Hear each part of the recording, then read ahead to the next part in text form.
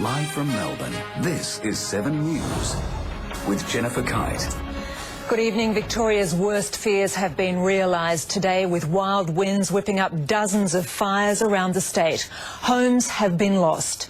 And as we go to air tonight, there are blazes burning out of control around Victoria, with more houses under threat. We start with Laurel Irving at Wandong. Laurel, what's the situation there?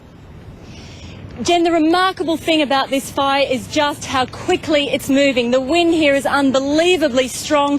The fire has changed directions several times this afternoon, and the CFA has really struggled to keep up. A chilling sight. In just seconds, the flames raced up the hill towards a homestead.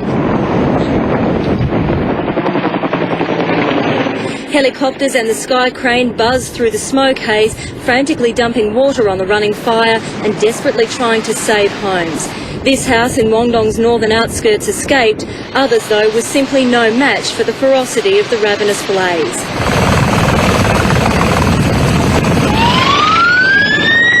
It started east of Kilmore. Within an hour, it had jumped the Hume Highway and was racing towards Wandong.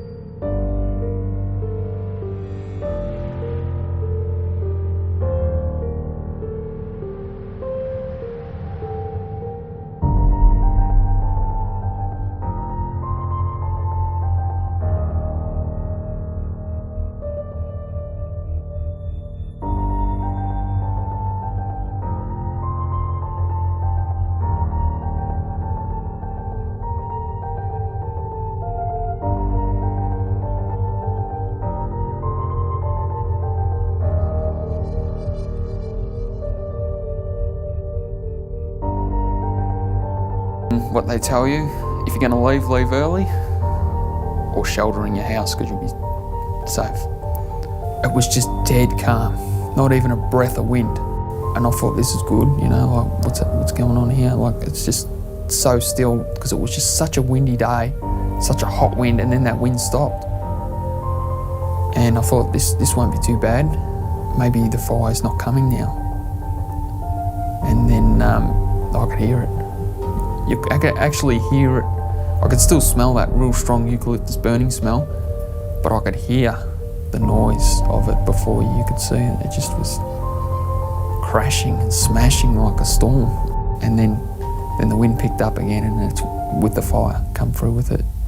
I was standing there out the front with the hose running, flat out hosing the house, and I could just see, it was just like a tidal wave of fire, and then the fire pump just stopped and my heart just sunk. I just thought, well, I'll go down and see what's wrong with the pump.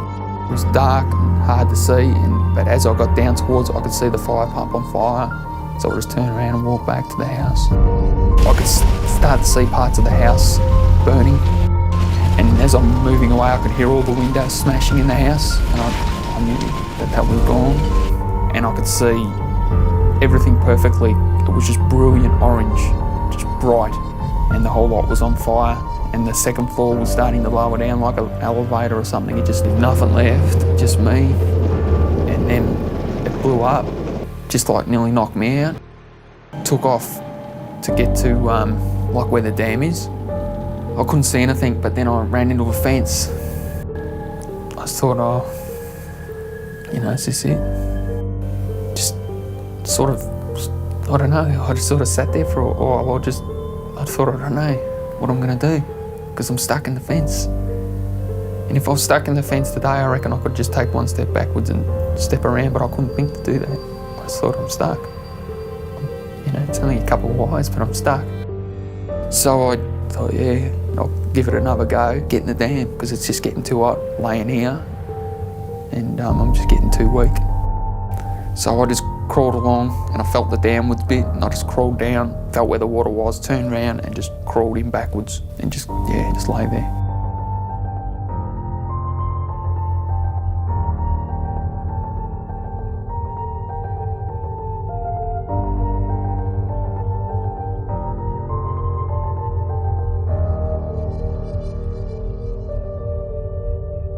There's a whole lot of different reports and still up for analysis about how fast the fire spread, but our main issue especially in the Kilmore East fire and the Murrindindi fire, which is in rolling hills and mountain country, that the fires were spotting 15 to 20 kilometres ahead of the fire.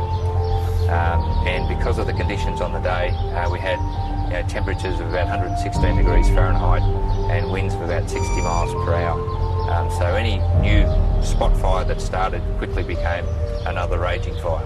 And the nature of eucalyptus forests and the weather on the day was just a bad combination.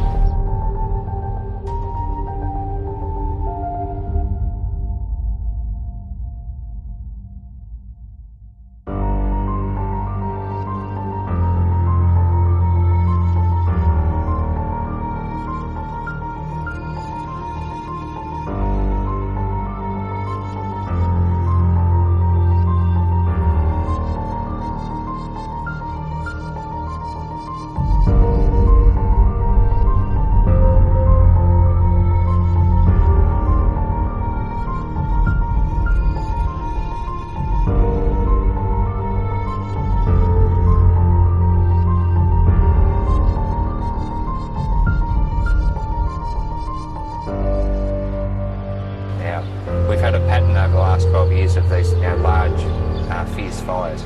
So we're pretty convinced that climate change is here. So the Victorian government especially has got a whole lot of policies into counter climate change and water conservation and everything else as well.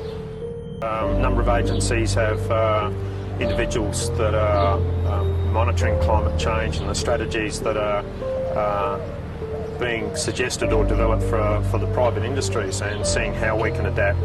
Obviously for us, we're having a lot of water shortage issues in Australia. Firefighting uses water, and that's going to challenge our techniques and how we're going to fight fires. So we're deeply involved in that climate debate about firefighting and use of water or available water. If we continue to emit 9 or 9.5 billion tonnes of CO2 as a species into the atmosphere each year, it is inevitable that temperature extremes will continue to rise and mean temperatures will continue to rise. I'm hoping that the Prime Minister will be able to bring together the Coalition, Labor, the Greens, the crossbenchers, and deal with this national emergency. And the national emergency is climate change, and it's driving natural disasters like these catastrophic bushfires. It's time to act, and it's time to come together. I think the climate risks are real, they are growing, we need to face up to them, we need to actually better prepare for them, we need plans at national and state levels to actually look at the real scenarios of 2 degrees warming, the potential and quite real scenarios of 4 degrees warming. We need to build that into our planning, approval, resourcing stages across the board. 10% of fire weather days, which is how they measure the fire index, has increased in recent decades across many regions of Australia, especially in southern and eastern Australia. There has been an associated increase in the length of the fire weather season, and climate change, including increasing temperatures, is contributing to these changes. The two most dangerous myths that the largest number of us have bought into are the myths that, first of all, climate change is a distant issue. It only matters to polar bears or to future generations. And on the other side, the solutions present an imminent threat to us, affecting our economy, our way of life, our security. The reality is the opposite. Climate change is here and now. It is affecting us today in the places where we live. It is loading the weather dice against us. And where do we see this more right now than in Australia? Bushfires are a normal part of the ecosystem in Australia. But bushfires this big, this strong, this dangerous? No. Why? Because climate change is loading the dice against us. We see this here in Canada as well. We see it all around the world. The impacts are here and now, but there are solutions. You don't need a professor to understand the relationship. It's not rocket science, as we say in the States. It's really basic. You take unprecedented heat, you combine it with unprecedented drought, like we've seen here in southeastern Australia and New South Wales, and you get these sorts of bushfires. You get more intense, more widespread, and faster spreading bushfires like the ones that have engulfed the entire continent over the last month or so.